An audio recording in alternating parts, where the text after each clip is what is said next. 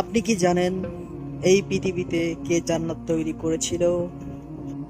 হযরত হুদ আলাইহিস সালামের জামানায় সাদ্দাত নামের একজন বাদশা ছিল। একদিন হুদ আলাইহিস সালাম সাজ্জাদকে ঈমান নিয়ে আসার কথা বললেন। সে জিজ্ঞাসা করল, ঈমান আনলে তার কি উপকার হবে?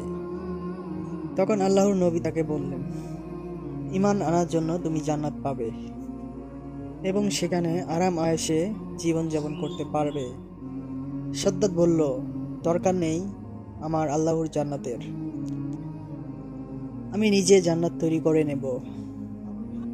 তারপর সে সাদা, সোনা, রূপা, হীরা দিয়ে একটি বিশাল বড় জান্নাত নির্মাণ করল, যার মধ্যে সোনার ইটের 12,000 কক্ষ ছিল।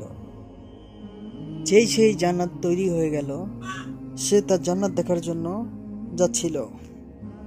কিন্তু সেই জান্নাতে প্রবেশ করার আগেই আল্লাহ তাআলা তার জীবন প্রদীপ নিভিয়ে দিলেন এবং তার জান্নাত মাটির নিচে চলে গেল।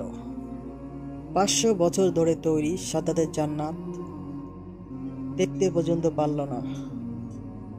আল্লাহ অহংকারীদের ছাড় দেন, কিন্তু ছেড়ে দেন না। আল্লাহু আকবার। ইসলামিক ভিডিও ভালোবেসে থাকলে আমাদের আলোর পর চ্যানেলটি সাবস্ক্রাইব করবেন, আমাদের সঙ্গে থাকবেন। ভিডিওটি একটি লাইক দিয়ে শেয়ার করতে ভুলবেন না।